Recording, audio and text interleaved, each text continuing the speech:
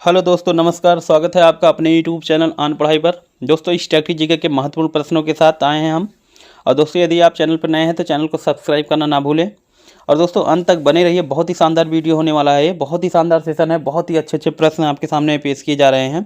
तो चलिए पहले प्रश्न की तरफ चलते हैं। दोस्तों, पहला प्रश्न है, बहुत ही शानदार प्रश्न आपके सामने कि 2022 में पद्म विभूषण सम्मान से किसे सम्मानित किया गया। दोस्तों, चार विकल्प आपके सामने: देवेंद्र झांझरिया, प्रभा अन्ने, सुंदर पिचई या सत्य नडेला। तो बताइए दोस्तों, इसका सही उत्तर क्या हो जाएगा।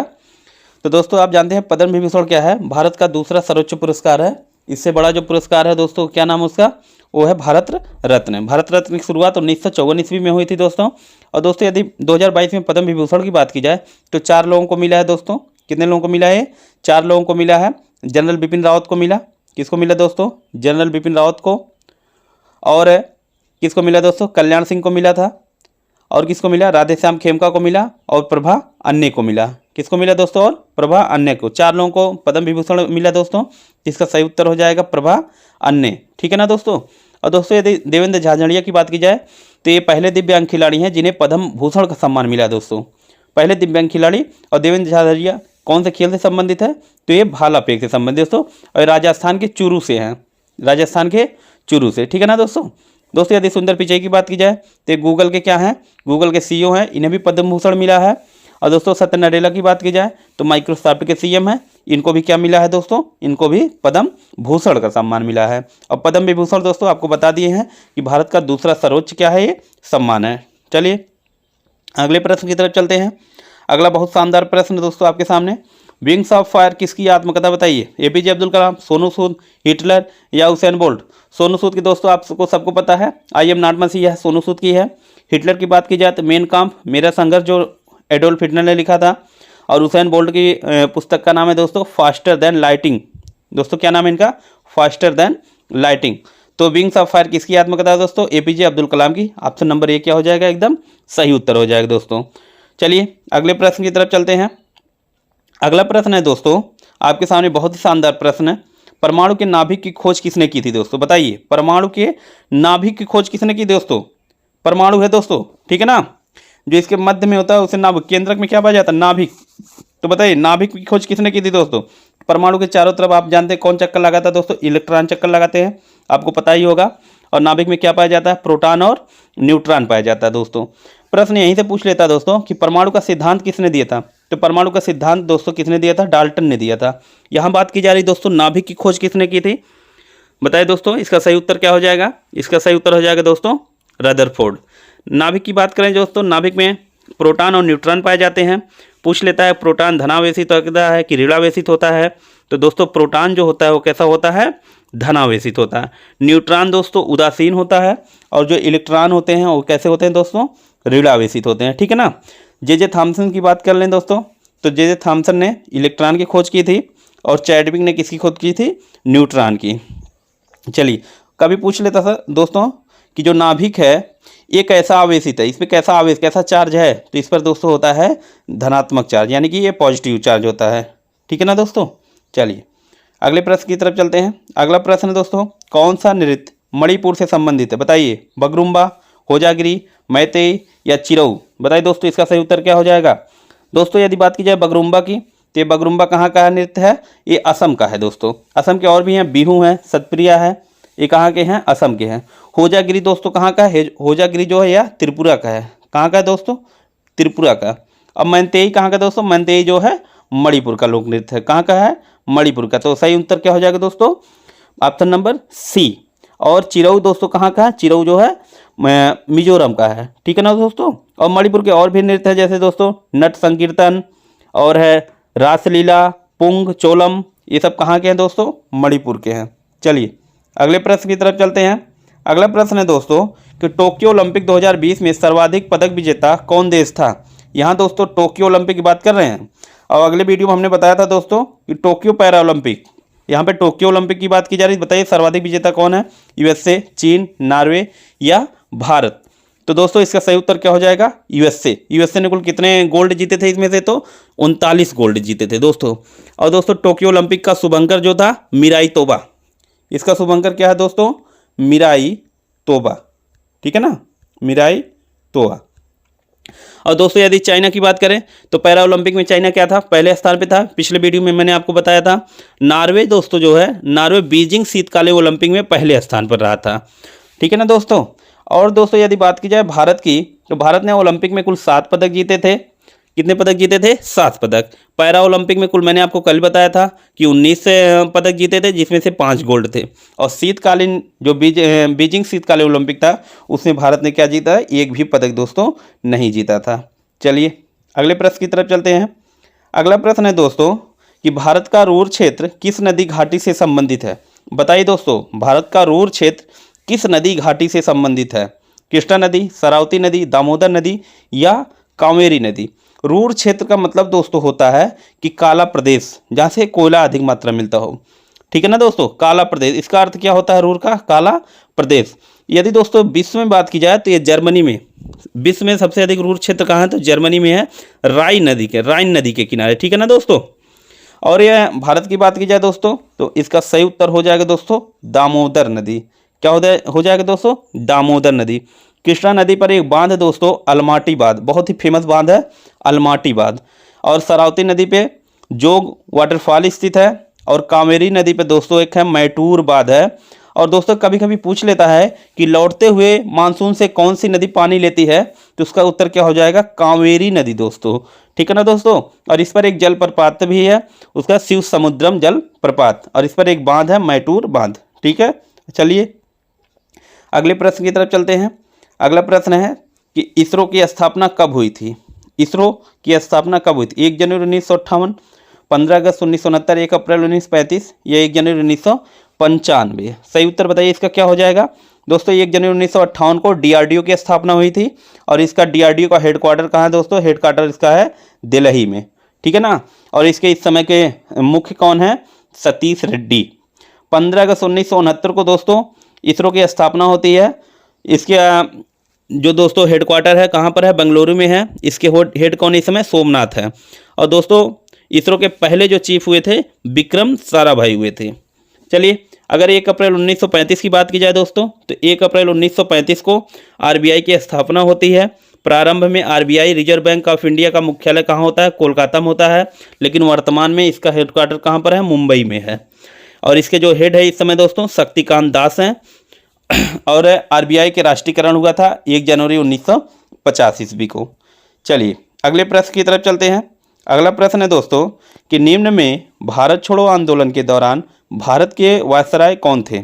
बताइए, चेम्सफोर्ड थे, इरविन थे, लिनलिथगो थे या माउंट बेटन थे? सही उत्तर बताइए दोस्तों, इसका क्या हो जाएगा? भारत छोड़ो आंदोलन की बात की जाए दोस्तों, कब शुरुआत होता है? 9 अगस्त 1942 को। 9 अगस्त 1942 को। इसके एक दिन पहले की घटना हुई थी दोस्तों 0 आवर्स।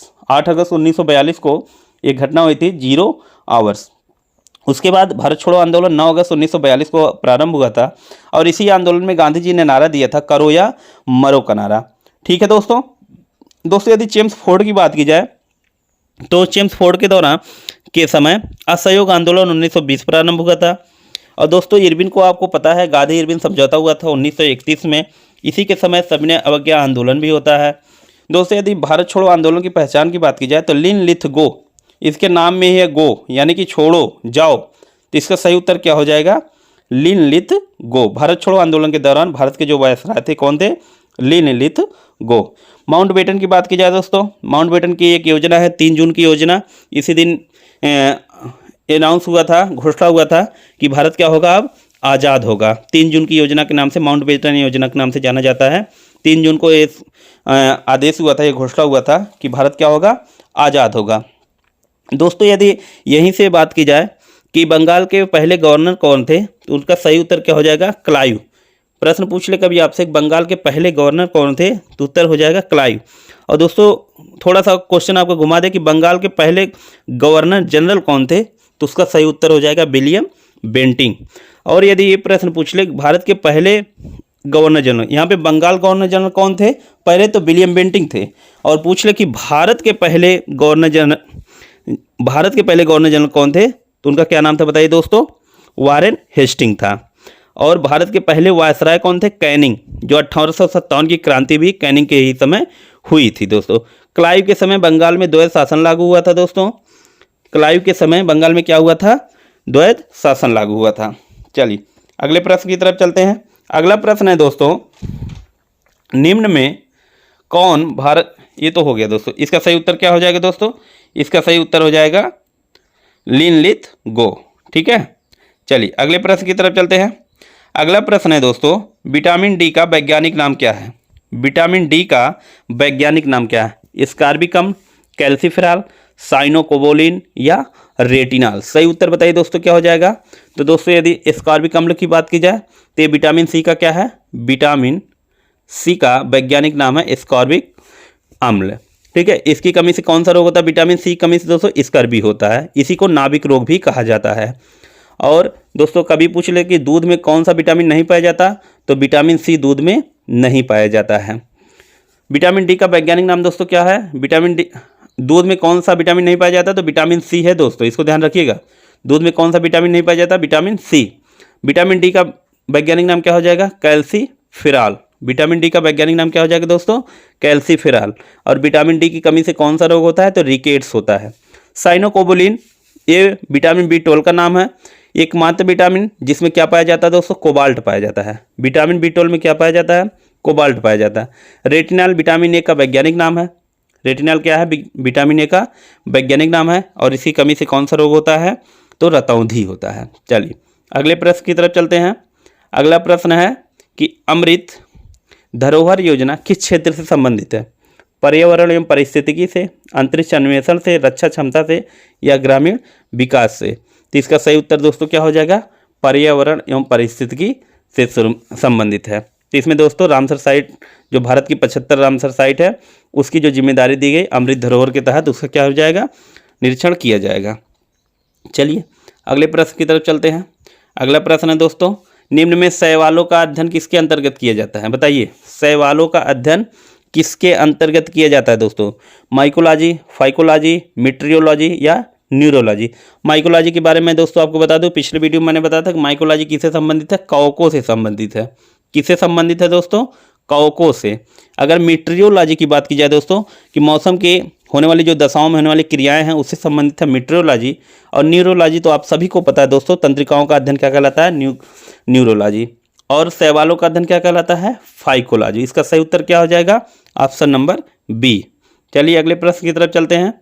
अगला प्रश्न है दोस्तों, एशियाटिक समाज की स्थापना कब हुई थी, बताइए दोस्तों एशियाटिक समाज की स्थापना कब हुई थी, 1861 में, 1881 में, 1784 में या 1953 में। तो इसका सही उत्तर क्या हो जाएगा दोस्तों, 1784 में एशियाटिक समाज की स्थापना होती है।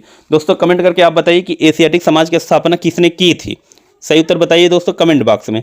दोस्तों यदि 1881 की बात की जाए तो 1881 में भारतीय राष्ट्रीय अभिलेखागार की स्थापना हुई थी। और 1861 में दोस्तों भारतीय पुरातत्व सर्वेक्षण की। और 1953 की बात की जाए तो इसमें संगीत नाटक अकादमी की स्थापना 1953 में। दोस्तों एशियाटिक समाज की स्थापना किसने की थी, कमेंट बॉक्स में करना ना भूलें। चलिए अगला प्रश्न है दोस्तों कि वाकर कप, बाकर कप क्या है ये, बाकर कप निम्न में से किससे संबंधित है, पोलो से है, गोल्फ से है, चाइना कप से है या डूरंड कप। बताइए दोस्तों किससे संबंधित है ये, बाकर कप निम्न में से किस खेल से संबंधित है दोस्तों। अच्छा यहाँ पे पोलो से है, गोल्फ से है, बताइए आप लोग क्या हो जाएगा।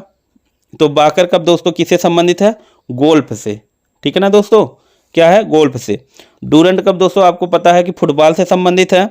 और पोलो से उनका एक बहुत फेमस गेम है एजार कप।